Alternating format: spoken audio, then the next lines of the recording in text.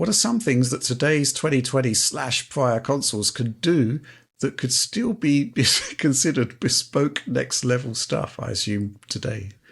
Oliver, what do you think about this? It's got to be storage, I guess. Yeah, the hardware decompression blocks would be what comes to mind immediately. But I also think just in terms of the general capabilities of the console that are shared by PCs, I still think having largely ray-traced lighting is pretty novel. Mesh shaders, primitive shaders, they're pretty novel. Just because so far we haven't seen a lot of games that are really designed around current generation console capabilities, even though we're 3.5 years in. So even though the hardware features aren't new, we don't see a comprehensive workout for those features in a whole lot of games, although those are coming and we've seen some, last year and whatnot. And to my knowledge, we haven't seen any path trace games on consoles. That's another capability that is not explored yet in software, but it is, capable in hardware. So, yeah, I don't think the consoles are that new or interesting at this point, obviously, but it's more just getting that software, which inevitably lags behind the hardware. Right. Alex? Bespoke. I would say the hardware decompression blocks, because I've seen through PC ports that I would describe as less than successful, like with The Last of Us, very specifically. Like, yeah, it's saving a ton of CPU time. It's clearly. obviously helping them a lot out, where they kind of, where it's like the style of loading they're doing in the PC version is like it's like really brute forced onto the PC platform. I think if you were designing a game that was more based around what a PC is doing, it wouldn't be loading the way it is loading in the first place. It'd be doing something else. But the way they do it, like it showed, I think, really well on the Ryzen 5 3600 that like in certain scenes, like, yeah, it was really bad. I mean, they improved it a great deal. So it showed like, oh, there's still a lot of room there. But I think it really showed what that does on the CPU side of things, that you, like, I don't think anyone's made a game yet where I look at it and I say like, oh, that's so interesting because of the loading. I think what it's done is maybe it's like increased the frame rates that you can achieve in games to a certain degree with like styles of loading. And I think that's a great thing that is bespoke to the consoles. And it's really helped them out this gen for sure. Yeah. Stuff that I'm thinking of. There's been some busts, obviously. Hardware variable rate shading didn't seem to shift the needle, didn't seem to do look that great, except in Gears. This is something we often talk about, isn't it? Yeah. But we were only starting to see stuff like the mesh shading capabilities come to the fore. What with Alan Wake 2, which was a really interesting showcase and a really interesting to actually run that on PC and to see that the fallbacks weren't actually especially performant. But watch this space on that. Other stuff. The thing that springs to mind is the fact that they are fixed platforms and they do have volume. They have mass installed bases, particularly the PS4. And I can't help but think about the variable rate shading that Activision did, Infinity Ward did for Call of Duty. Because, essentially what they are doing there is some really clever stuff with the MSAA hardware in the PS4, ultimately. And they'd had it ready, I think, for Modern Warfare 2, but they didn't ship it. And then they did ship it for Vanguard because all of the sort of technological hurdles they were facing, they managed to overcome them, and they even shipped it on the base Xbox One. So that's quite a remarkable achievement. I think, if we're talking about stuff that's sort of next level, the fact that a PlayStation 4 base Xbox One using technology that was essentially built in 2010 is just sort of, it's bringing out the ingenuity of really talented developers.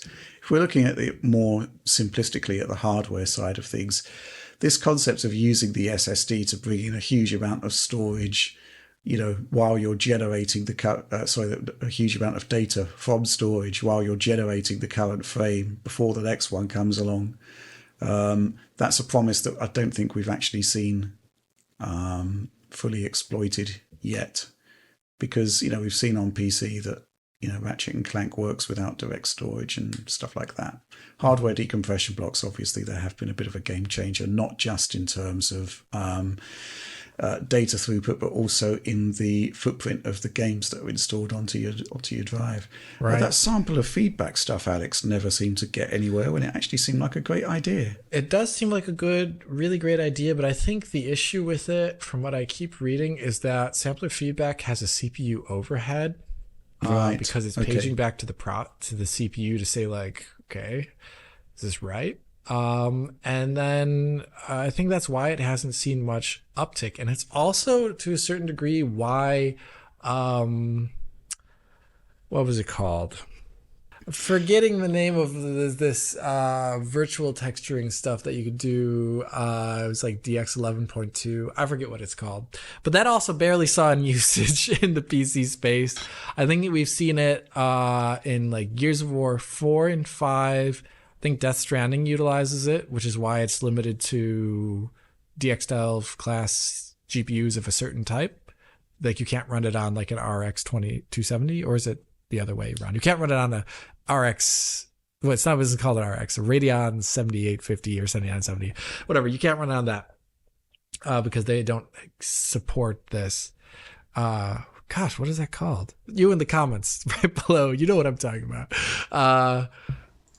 And the one thing I'm always disappointed about with VRS is because, and I've seen this pointed out before as well too, and I think it was demoed this way. And the way it works in Modern Warfare, or not Warfare, Vanguard, is where what even though that's a software variant, is what you're supposed to do is you're supposed to like accommodate for it while using TAA, so that the blocks, the VRS blocks, are also upsampled in the final image based upon previous frames. Deeper integration.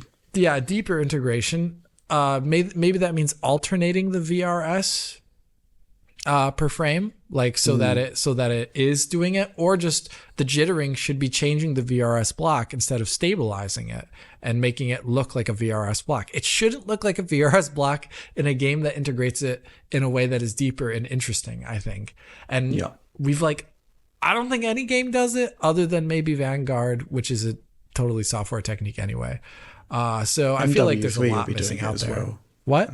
MW3 will be doing it, obviously, as well. Modern Warfare 3 will be doing it. Yeah, but it did come in with Vanguard, and I did see some of the millisecond time savings that it was delivering, and it was quite remarkable, more than anything I've seen from hardware VRS. But yes, that's just basically the concept of just the fact that having a fixed platform means, necessity is the mother of invention, basically. Which is kind of like the secret sauce, if you like, of what consoles are all about. The fact that, you're lumbered with them and you've got to make the most of the hardware that's there. You can't power your way past it. Yeah. But, maybe we'll see some stuff with the storage in due course. And I guess the other thing about sampler feedback, Alex, is that, when you're looking at what Nanite is doing, it's actually quite memory efficient already. Right. Without that. Right. So yeah, it's interesting to see some, like I described it once before, it's like VRS's lunch was eaten by something like DLSS, and maybe something other features are having their lunch or their milkshake drank by something that's done in software like Nanite. Yeah, I am enjoying this personification of DLSS as a kind of schoolyard bully. Yeah. I mean, yeah, why not? I think it sounds right.